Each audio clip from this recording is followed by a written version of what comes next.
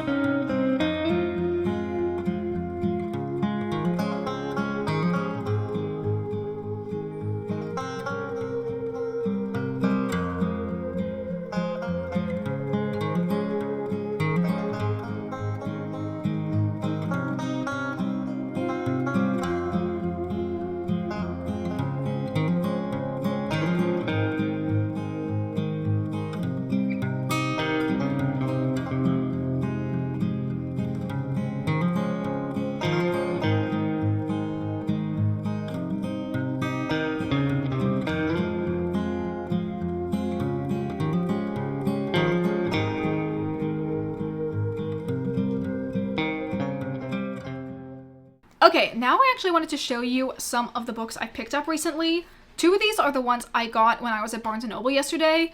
And then I also have gone to what I would consider around a gajillion different book sales lately. And by that I mean I went to 3 different book sales. And between those 3 book sales, I only picked up 3 books. I think one of the sales I went to, I didn't get anything, or maybe my wife had gotten some like CDs and DVDs, but I didn't get any books. Right now you're seeing some clips of 2 of the book sales that I went to. All of these are ones I went to in the suburbs that I found by going through different like regional libraries' websites and seeing the events that were in their calendars. I think there is also a website called like Book Sale Finder or something like that, where a lot of libraries will also post their book sales there.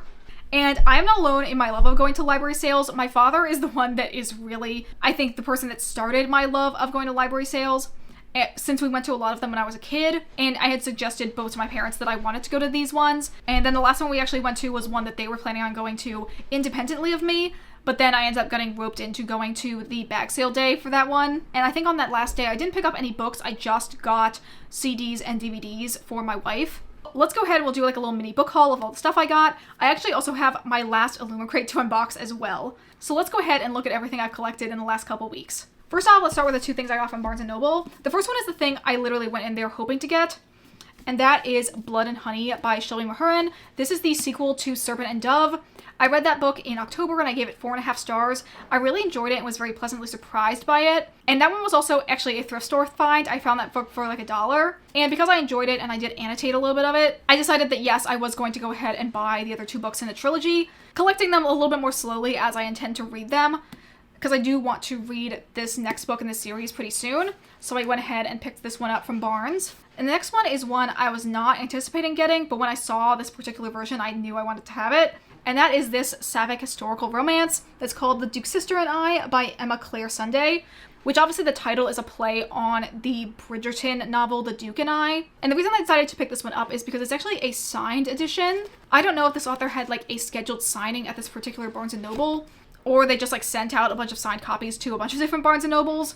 It also has a little bookmark in here with her information and a QR code on the back. But it looks really cute. I actually had already heard about this book because I think I'd seen it when I was looking at other queer historical romances that were available through Hoopla. So I'm excited to check this one out. Hopefully I like it. This is a Harlequin historical romance, and it is not actually mass market paperback size. It's a little bit taller, I feel.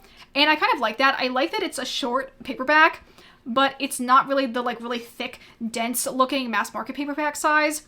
I just tend to not really enjoy collecting and reading that style. Unfortunately, I think I will have to do it because I'm pretty sure some of Cat Sebastian's books are published in only that format. But I wish that this size for paperbacks was more common because I really like it. So these 2 books are the ones I got from Barnes & Noble. And then as for the ones I got from the different library sales, I got 3 books. The first one I picked up is A Discovery of Wishes by Deborah Harkness. I definitely heard about this book as well as the fact that there is a TV show adaptation of it for a while now, but I didn't really get that interested in it until I recently heard, I think on Alexa Ray's channel, that she had watched the TV show and started reading the book and was really enjoying it. And by finding it at a library sale for like fill-a-bag, it seemed like a good one to pick up. Another one is one I'm really happy I found, and that is Simon versus the Homo Sapiens Agenda by Becky Albertalli. This is obviously the book that is the basis of the movie Love, Simon, which at the time I wasn't particularly interested in.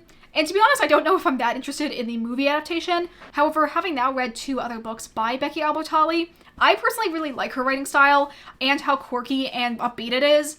So I'm very interested in seeing this book. I don't know if this is her debut or just like her most famous book, but it's definitely very much a pillar in the like teen, queer, coming of age genre. So very excited to check this one out. It actually was a book on my 24 books to read in 2024, but I don't think I'm going to be able to get to it this year, just with the other books I have on my TBR kind of taking priority, but I would like to read this eventually. And the last one I picked up, I'm not really 100% sure about, but it's another book by Maggie Stiefvater, and this is The Scorpio Races. I think this is a standalone, and I've heard really good things about this one.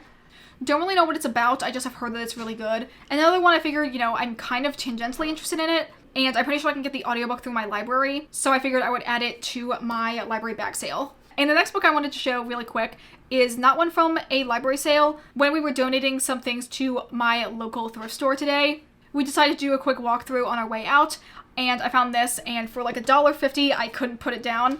And that is this hardback copy of The Sun and the Star, which is another like Percy Jackson extended universe book that focuses on Nico D'Angelo. I'm super excited to have this. I feel like this is probably like the pinnacle book out of all of the like extended Percy Jackson books that I really want to read, but I have to read all of Heroes of Olympus before I do this one because I know there are spoilers for the end of Heroes of Olympus that I think are important for like the setup of this book. So very excited to have that to add to my Percy Jackson collection. Okay, now let's open up my October Illumicrate book.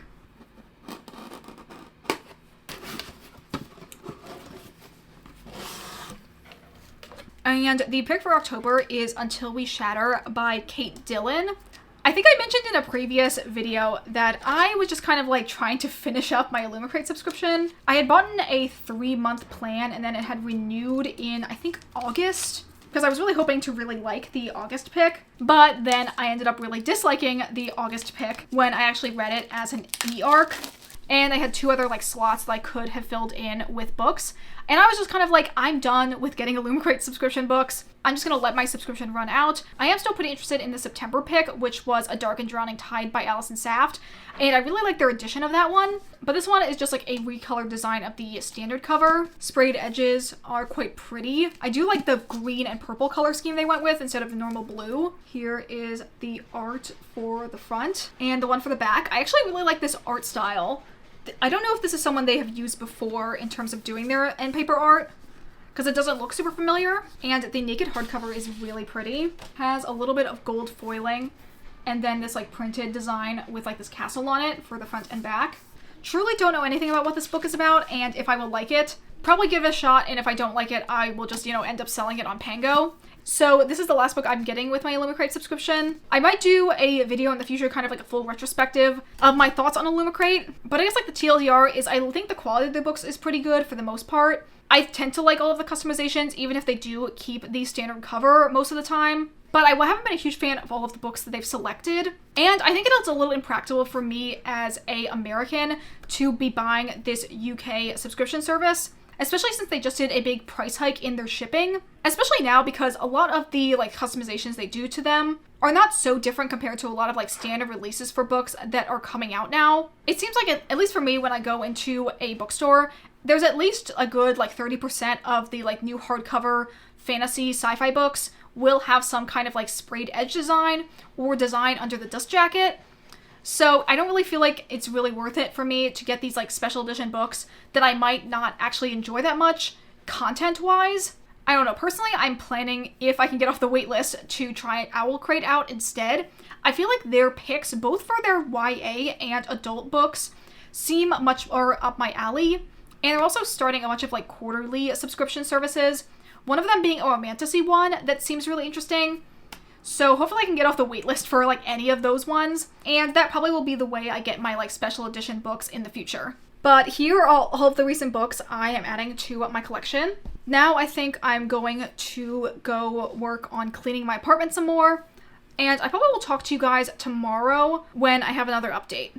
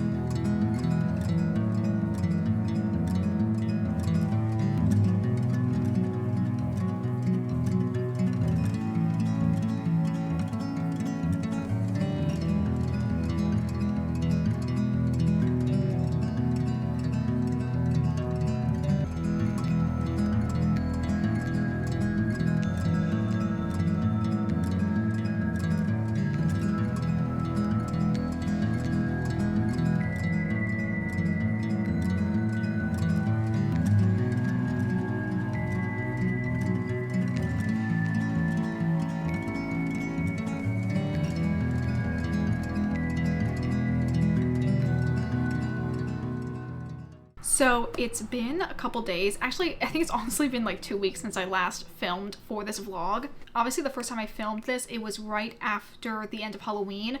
And then the next week, I think we all know what happened in the world then, so I wasn't really feeling up to filming then. I don't really know like what to say. I guess my overall thoughts is just the fact that I really believe that while life can be very hard, surviving and thriving is an act of resistance. There are a lot of people out there that want to see you suffer, and kind of like throwing it back in their faces and having an attitude of not just getting bitter but getting better, I think is one of the best ways to combat those negative ideas and feelings that you might have. Anyway, as you also saw with all of my recording, I did end up putting up all of my Christmas decorations, which I'm pretty happy about. So far, I've only bought like 3 new things this year for Christmas. I really want to get a Christmas blanket, but I've been having a really hard time finding one that I like enough to want to like add into my permanent collection. As you saw, I went to TJ Maxx recently with the intention of actually looking through the blankets that they had there, but I didn't find any that I liked. However, I did get one thing, which is something that was on my list to improve this year, and that is I got this set of like bathroom towels. They're very cute. They have this embroidered gingerbread house design on them. I wanted to get new towels because the ones I have right now are really haggard and kind of ugly looking. They're very much a more like chuggy, old school style of like Christmas decor, which is not really the vibe I go for when it comes to decorating my house. And beyond that, they are kind of a little bit falling apart. I think I might have gotten rid of actually the one of my towels that was like literally all the embroidery was coming off of it last year. But the other 2 ones I have, I don't really like that much, so I'm gonna give them back to my parents. I think they were probably just like overflow of their Christmas decor that they gave me when we first moved in, so I had something. But now I've kind of evolved in my style, and I think these ones will do really well as my hand towels for my bathroom. And then beyond that, the only things I've gotten has been 2 other sets of like bottle brush trees. One is that really tall teal one, and then also that set of like twisty kind of like candy cane looking ones. I got those pretty early on in the season because I'm pretty sure a lot of the really small bottle brush trees from Target sold out last year. So as soon as I saw those ones, I knew I wanted to add them to my collection. Since as you saw with my mantle, I have a pretty large bottle brush tree collection for the little like Christmas village setup I have going on. And I think they're really cute and blend in really well with the other ones I have. So I'm glad that I got those. So yes, with the decorating all done, that is everything we're going to be doing in this vlog. I hope you guys enjoyed this more like casual lifestyle type vlog. I'm kind of in the middle of filming a couple other reading vlogs that I'll hopefully have out before the end of the year. But I thought this would be a good kind of video to put up in the interim. And with that all said, thank you guys so much for watching. If you enjoyed this video, consider liking, commenting, or subscribing if you aren't already.